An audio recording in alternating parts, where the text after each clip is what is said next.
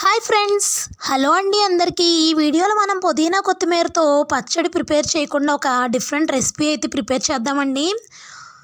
జనరల్గా కొత్తిమీర పుదీనా మనం కర్రీస్లో ఫ్లేవర్ కోసం యూస్ చేస్తూ ఉంటాం.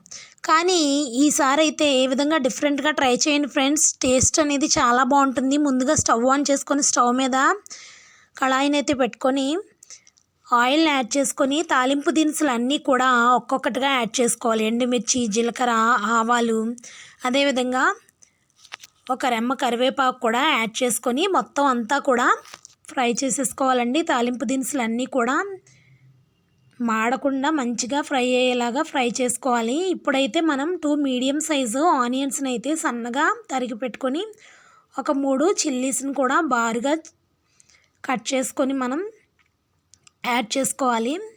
ఈ ఆయిల్లో ఇవన్నీ యాడ్ చేసుకున్న తర్వాత మనం ఒకసారి అయితే కలిపేసుకోవాలి.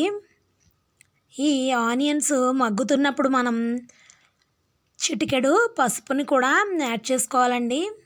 ఈ విధంగా చిల్లీస్ని కూడా యాడ్ చేసిన తర్వాత ఒకసారి ఇలా కలుపుకున్న తర్వాత ఇప్పుడు మనం చిటికెడు పసుపుని యాడ్ చేసుకోవాలి. పసుపు కూడా మొత్తం అంతా కూడా కలిసే విధంగా ఒకసారి కలిపేసుకొని నెక్స్ట్ అయితే మనం రుచికి సరిపడినంత సాల్ట్ని కూడా యాడ్ చేసేసుకోవాలండి. టొమాటోస్ని కూడా ఎక్కువగానే ఈ కర్రీలో అయితే యూస్ చేయాలి. టొమాటోస్ని సన్నగా ఈ విధంగా అయితే చిన్న చిన్న ముక్కలుగా తరిగి పెట్టుకొని టొమాటోస్ని కూడా యాడ్ చేసుకొని మొత్తం అంతా కూడా ఒకసారి కలిపేసుకోవాలి. ఈ టొమాటోస్ అంతా కూడా మంచిగా మగ్గిపోవాలి. బాగా మగ్గిన తర్వాత ఈలోపు మనం పుదీనా కొత్తిమీర పేస్ట్ని అయితే ప్రిపేర్ చేసుకుందామండి. ముందుగా అయితే కొంచెం ఆయిల్ యాడ్ చేసుకొని ఆయిల్లో ఈ విధంగా ఫ్రై చేసుకొని మిక్సీ జార్లో అయితే తీసుకోవాలి. మిక్సీ జార్లో అయితే తీసుకొని మనం కొంచెం కచ్చాపిచ్చాగా గ్రైండ్ చేసుకోవాలండి. మెత్తటి పేస్ట్లా కాకుండా కచ్చాపిచ్చగా అయితే గ్రైండ్ చేసుకోవాలి.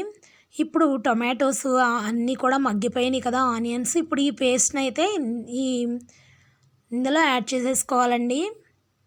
ఆల్రెడీ మనం పుదీనా కొత్తిమీర ఫ్రై చేసుకున్నాం కాబట్టి మనం ఫ్రై చేసుకున్న తర్వాతనే గ్రైండ్ చేసుకున్నాం కాబట్టి ఈ పేస్ట్ని స్టవ్ సిమ్లో పెట్టుకొని ఈ విధంగా అయితే ఒకసారి మంచిగా కలిసే విధంగా కలిపేసుకోవాలండి. ఈ పచ్చివాసన అంతా పోయేంత వరకు చక్కగా ఆయిల్లో మంచిగా ఫ్రై చేసుకోవాలి. ఇదంతా కూడా బాగా మగ్గిపోవాలి. బాగా మగ్గిన తర్వాత ఇప్పుడు మనం ఇందులోకి రుచికి సరిపడినంత కారాన్ని అయితే యాడ్ చేసుకోవాలండి. ఒక టేబుల్ స్పూన్ కారాన్ని కూడా మనం యాడ్ చేసేసుకోవాలి.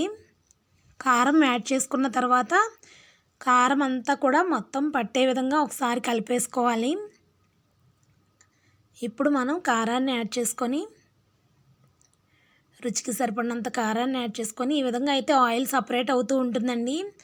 చక్కగా దగ్గరికి ఉడికేంత వరకు కూడా మంచిగా మగ్గించుకోవాలి. మగ్గిన తర్వాత ఇప్పుడు మనం కారం యాడ్ చేసుకొని మళ్ళీ ఒకసారి అయితే కలిపేసుకోవాలి.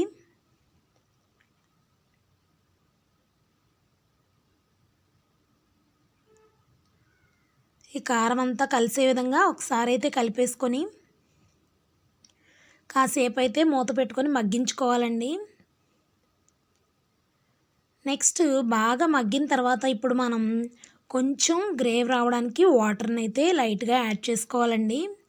వాటర్ యాడ్ చేసుకున్న తర్వాత కర్రీ మొత్తం కూడా మనకి దగ్గరగా ఉడికిపోతుంది. ఎప్పుడు మనం పుదీనా కొత్తిమీరని జనరల్గా నాన్ వెజ్ కర్రీస్లో వెజ్ కర్రీస్లో కూడా ఫ్లేవర్ కోసం వేస్తూ ఉంటాము.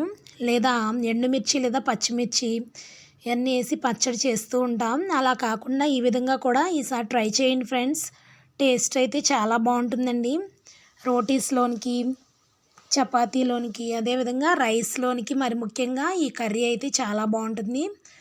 అందరూ కూడా ట్రై చేయండి ఫ్రెండ్స్. టొమాటోస్ కూడా వేసాం కాబట్టి టేస్ట్ అనేది చాలా బాగుంటుందండి. ఆ ఫ్లేవర్తో మనం మొత్తం అన్నం చక్కగా తినేయచ్చు. ఈ విధంగా వాటర్ యాడ్ చేసుకున్న తర్వాత కొంచెం కర్రీ అంతా దగ్గరికి ఉడికిన తర్వాత మనం స్టవ్ ఆఫ్ చేసుకోవడమేనండి.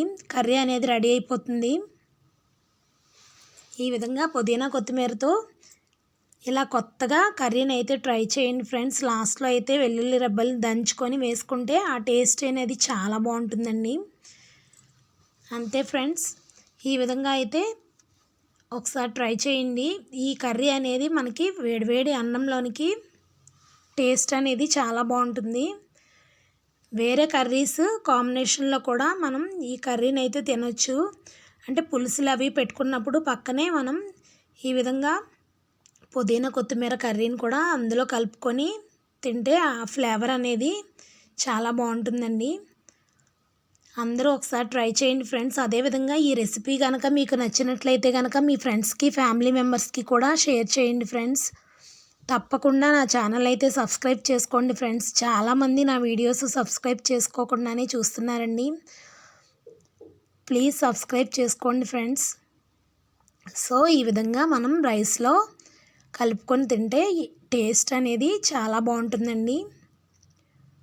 సో వీడియో నచ్చితే తప్పకుండా లైక్ చేసి షేర్ చేసి కమెంట్ చేసి నా ఛానల్ అయితే సబ్స్క్రైబ్ చేసుకోండి ఫ్రెండ్స్.